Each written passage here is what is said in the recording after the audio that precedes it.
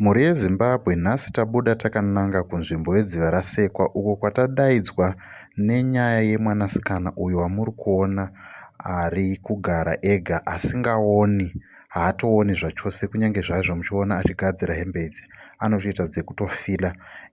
Regedzai tipinde munyaya yatanga achitaura naye pamusoro peupenyu hwaari kurarama uyo ane pamuviri pana baba vakatiza mwanasikana uyu mushure mekunge vamusiya ane pamuviri. Ngatinzwei nyaya yake kuti yakamira sei tipinde munyaya.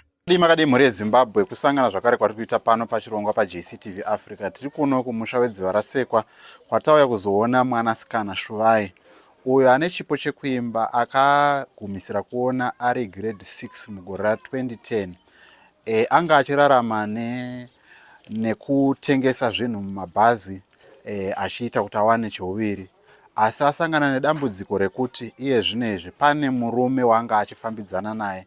Murume uyu waanga achifambidzana naye achifungidzirwawo kuti semunhu asingaoni akatiwo maybe ndawanawo shamwari yekufambidzana naye muupenyu, akabva amusiya ane pamuviri. Saka iye zvinezvi kuti achibuda achienda kunotengesa zvaakumunetsa, kuti achibuda achikwanisa kuti awanewo cheuviri zvaakumunetsa, haachakwanisi kuwanisa kurarama. Saka tiri kukumbirawo kwamuri mhuri yeZimbabwe, kana muri kuona vhidhiyo ino sheyayi kumaplatforms ese muite kuti mwanasikana abatsirwe. Kana mune chekwanisa kuti mubatsire sati panyaya dzerendi, panyaya dzechikafu kana nekugadzirira kumwana achauya, kuti mukwanise kuti mwanasikana abatsirike, mubatei panhamba dziri pascreen kuitira kuti akwanise kuwana rubatsiro. Tinoziva kuti mhuri yeZimbabwe makambotibatsira nevanhu vazhinji vatakauya navo pano pachirongwa. Tiri kukumbira chaizvo kuti mubatsire mwanasikana uyu panhamba dziri pascreen. Ngatipindei muvhidhiyo yatataura naye munzwe kuti nyaya yake inotangira papi ichienda kupi. Zita ndiani? Zita ndinoitwa Shuvai Murima. Makaberekwa gore ripi? Ndakaberekwa gore ra1999. Kunzvimbo ipi? Kugoku kuChisayi. Tinoziva kuti matidedza panapa kuda kuti mutitsanangurire kuti dambudziko renyu rakamira sei, uyezve mhuri yeZimbabwe ingakubatsirei sei kuti vakwanise kusangana nematambudziko amusangana nawo. Inini dambudziko rangu rakamira rakadai. Ndakati ndiri kubasa kwangu ndoita zvekutengesa mabhazi. Saka ndiri mukati mekutengesawo mabhazi pakabva paita munhu akabva ati ndokwanisa kuzokubetseraiwo zvaizvozvi handina mari ndikuenda kuChirundu unotora tiraki rangu. Ndobva munhu uya ndamupa namba dzangu. Ndofunga takagara 3 months asina kufona. Azofona munhu uya akati ndamuzini kuZimside, ndoda kuti ndikuonei.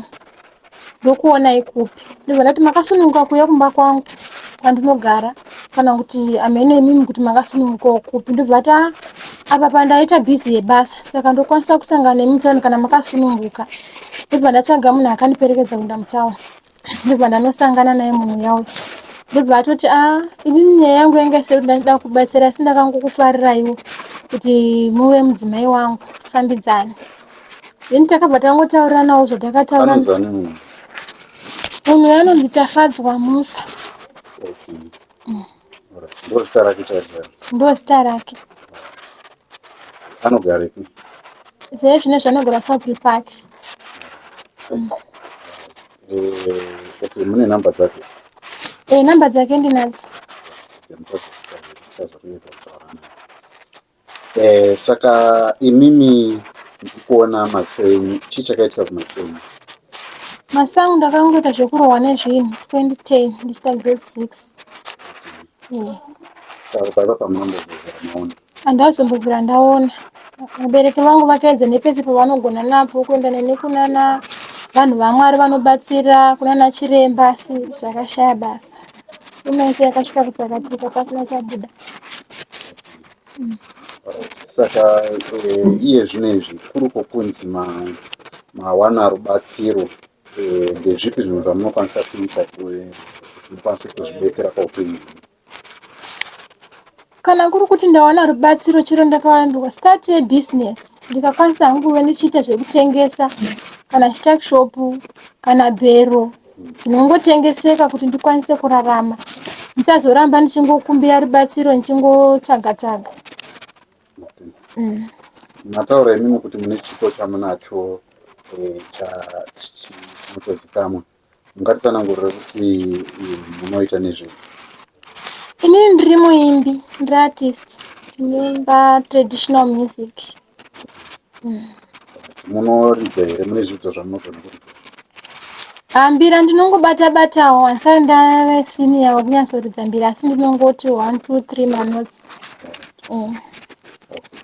Saka pari panyaya dzemimhanzi munoda kubatsirwa pakuti munotosimba? Ndoda kutobatsirwa nemainstrument iwayo, then nemavidheos kuti ndikakwanisa kuti ndabudisa song yangu, kuti song iende viral inenge ine video.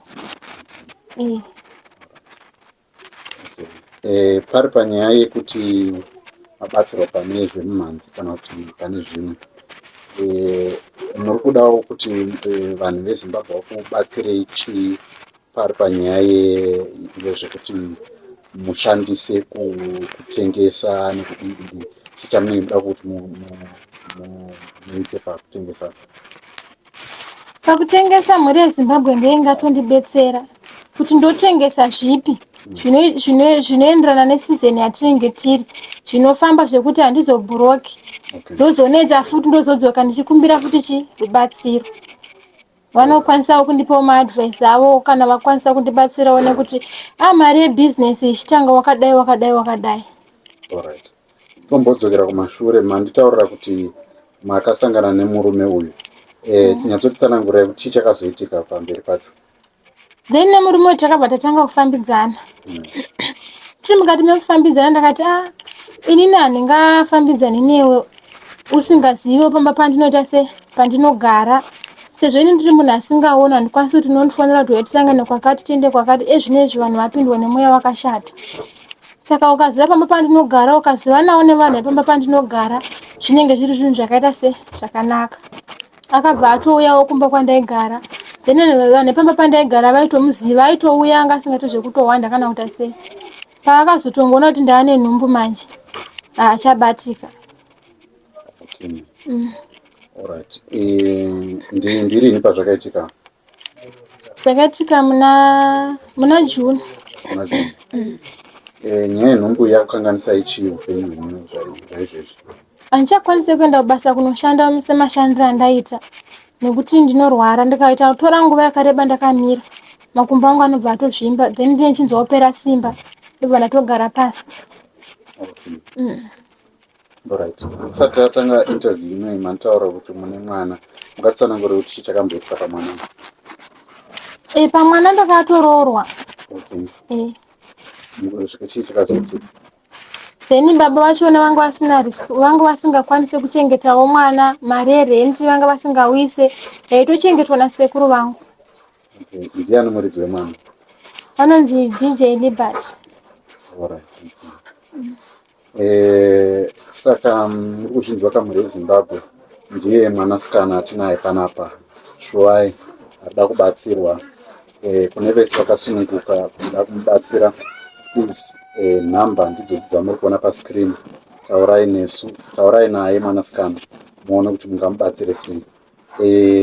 Besides nyaya yekuti muri kuda kubatsirwa kuti mutange business, zvamataura kuti hamusi kwanisa kubuda panze muchinotengesa, chii chamunyanya kuda kubatsirwa panapa? Besides nyaya dzerenti nezvimwe zvakadaro, chii chamunyanya kuda kubatsirwa? Panhau yechikafu. Saka muri kurarama sei panapa?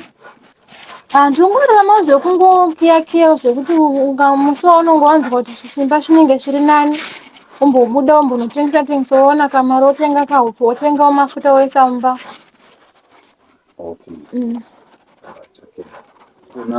Kuna baba vemwana uyo ari mudumbu atingati zvichauya, muda kuti kudii kwavari? Nekuti ndanzwa mutaura kuti akabhloka nhamba dzenyu, hamuchakwanisi kutaura naye. Handina zvandichakwanisa kuti ndichataurana naye, tichanyengerera naye because iye atoratidza kuti haachada nezvangu. Alright. Zvekuti hamusi kuda zvekuti mudzokerane naye here kana kuti mugarisane pamwe chete? Hamusi kuda? Zvekuti ndichagarisana naye handichada, nekuti atoratidza kuti iye haana basa neni. Ndozopinda futi rimwe dambudziko, ndozouya ndochema futi kumhuri yeZimbabwe, ndozvandisingachadi. Iye muri panapa panyaya iyi, madzidzei panyaya iyi especially paupenyu hwenyu? Chii chamadzidza panyaya iyi?